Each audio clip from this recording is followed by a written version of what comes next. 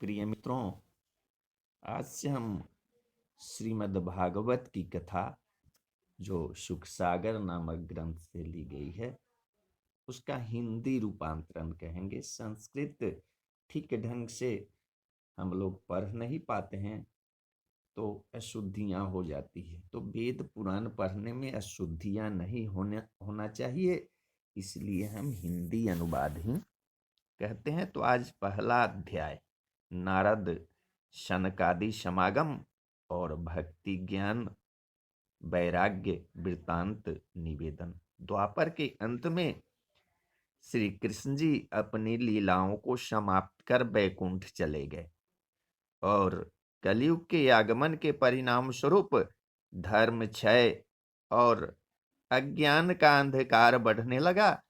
तो तत्कालीन ऋषियों को धर्म रक्षा की चिंता हुई। उन्होंने नैमिषारण्य में एक बृहद सम्मेलन का आयोजन किया।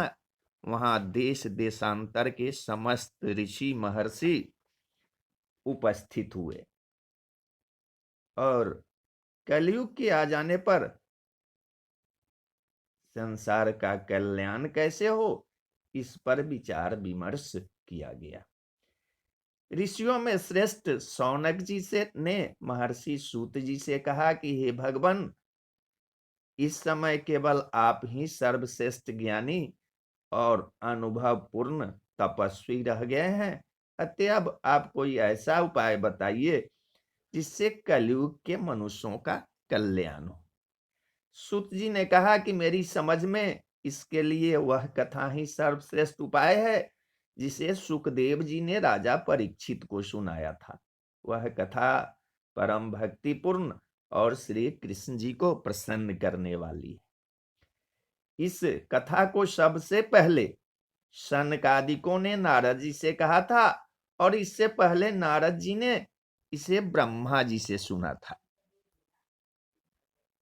सनकादिकों ने नारद जी से इस कथा को कैसे कहा, इसका इतिहास मैं तुमसे कहता हूं, ध्यान देकर सुनो। एक बार सनकादिक ऋषि विशाला नगरी में गए तो वहां देखा कि नारद जी अत्यंत चिंतित और उदास बैठे हुए हैं।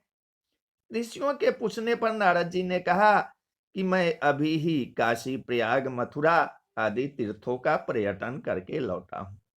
मुझे वहां यह देखकर महान क्लेश पहुंचा है कि कलयुग के आ जाने के कारण सर्वत्र पापाचार फैल गया है और ऐसे निंद कार्य होने लग गए हैं जैसा पहले कभी नहीं हुआ था। श्री कृष्ण भगवान की क्रीड़ा भूमि में मैंने एक तरुण स्त्री को अत्यंत दीन अवस्था में बैठे देखा, जिसके पास दो मृतक मनुष्य पड़े थे और वह उनकी सेवा में तल्लीन थी। मेरे प्रश्न करने पर उस स्त्री ने बताया कि मैं तो भक्ति हूं और ये दोनों मेरे पुत्र ज्ञान और वैराग्य हैं, जिन्हें कली ने जर्जर करके मृत अवस्था में पहुंचा दिया है। मैं द्रविड़ देश में उत्पन्न हुई और कर्नाटक, महाराष्ट्र और गुजरात तक आते आते वृद्ध हो गई।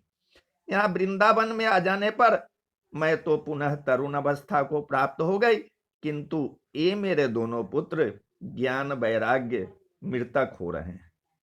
अतएव मैं यहाँ से दूर देश चले जाने का विचार करती हूँ। यह बात मेरी समझ में नहीं आई, किस स्थान का यह विपरीत प्रभाव कैसे है कि मैं तो युवा हो गई और ये मेरे पुत्र युवा नहीं हुए। यदि इसका कारण आप कुछ जानते हो तो हमें बताइए।